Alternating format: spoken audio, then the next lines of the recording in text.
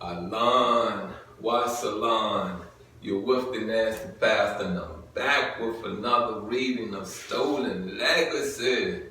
Look, man, I'm gonna tell you, I'm piss happy. Put it that way. You got what I'm saying? Piss happy. We in chapter 7.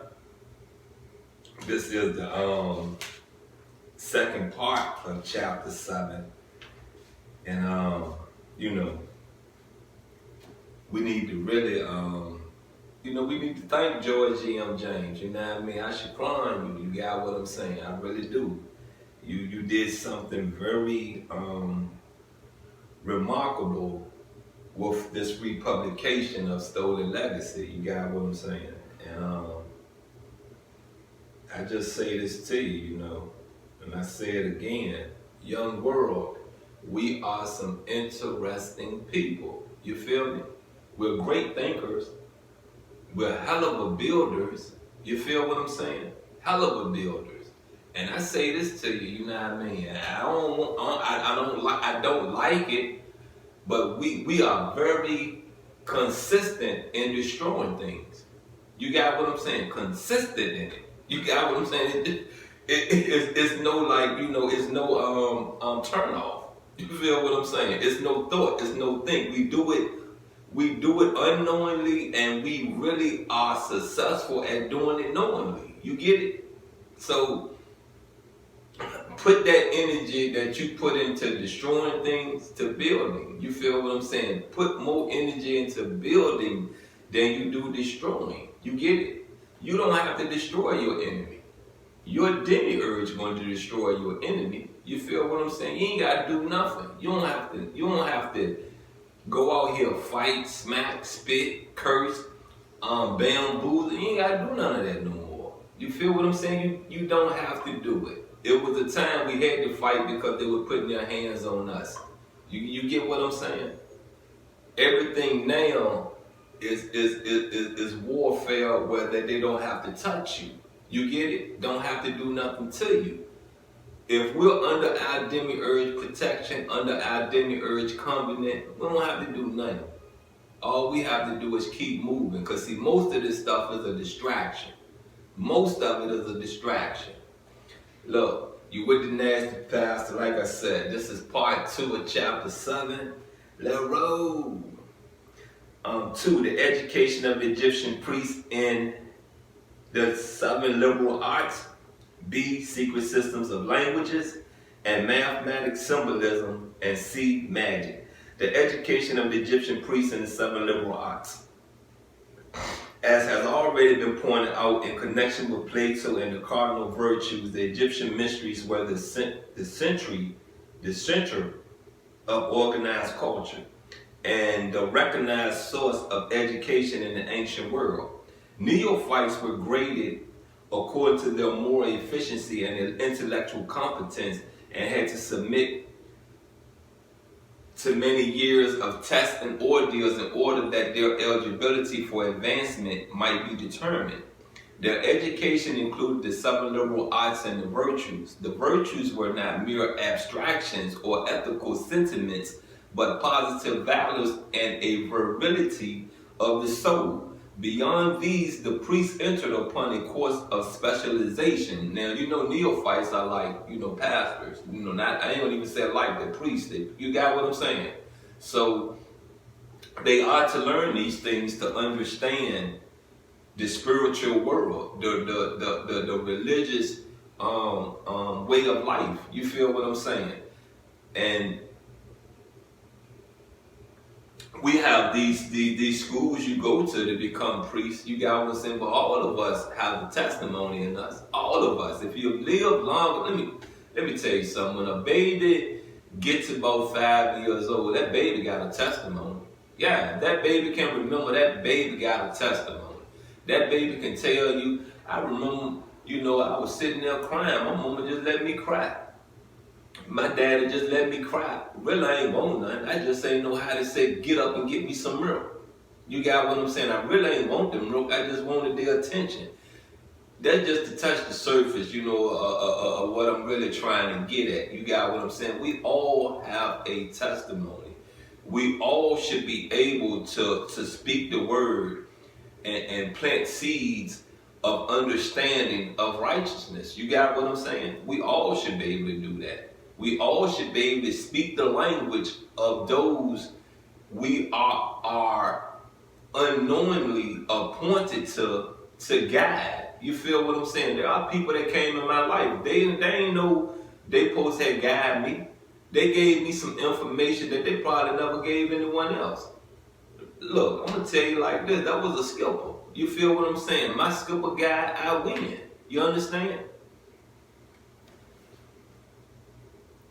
B. The education of the Egyptian priests consisted also in the specialization in secret systems of language and mathematical symbolism.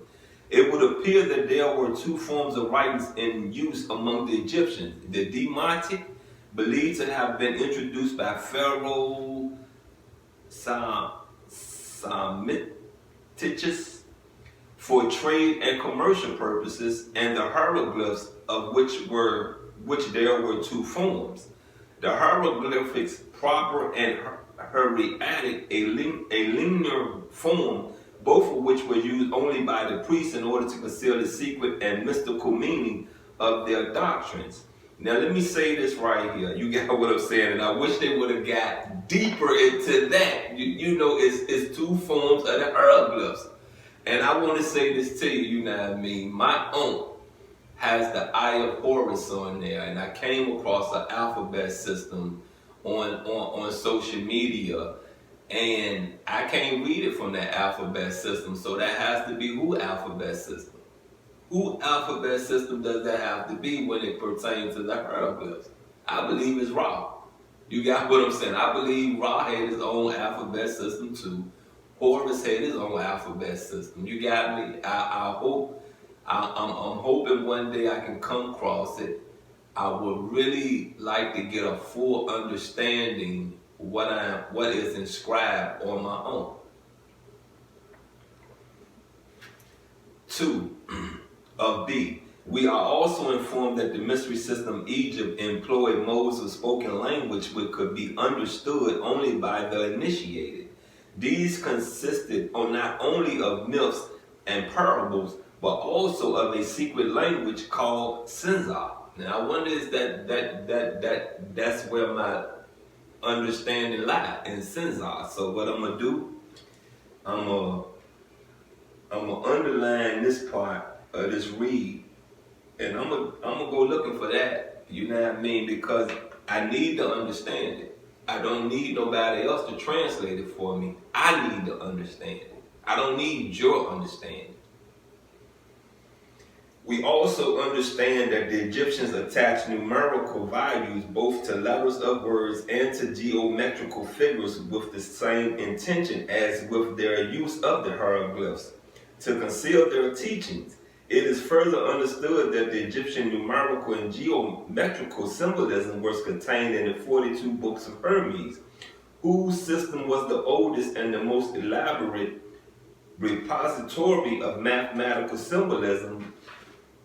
Here again are we reminded of the source of the number philosophy of Pythagoras.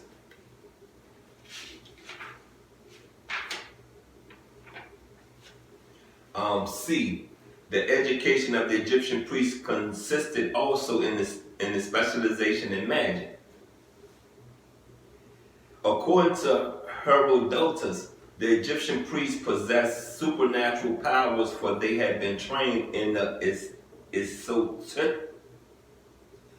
esoteric philosophy of the greater mysteries and were experts in the magic. They had the power of controlling the minds of men, the power of predicting the future, and the power over nature.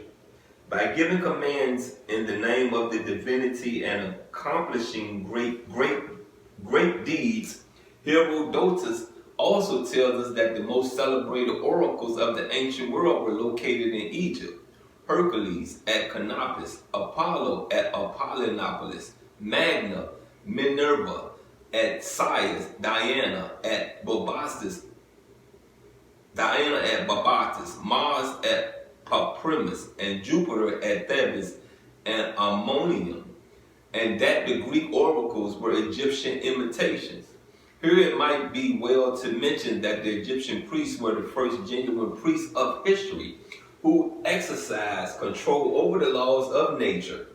Here it might also be well to mention that the Egyptian Book of the Dead is a book of magical formulae and instructions intended and direct the fate of the departed soul.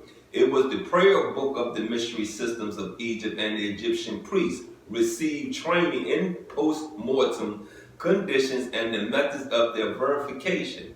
It must also be noted that magic was applied religion or primitive scientific method.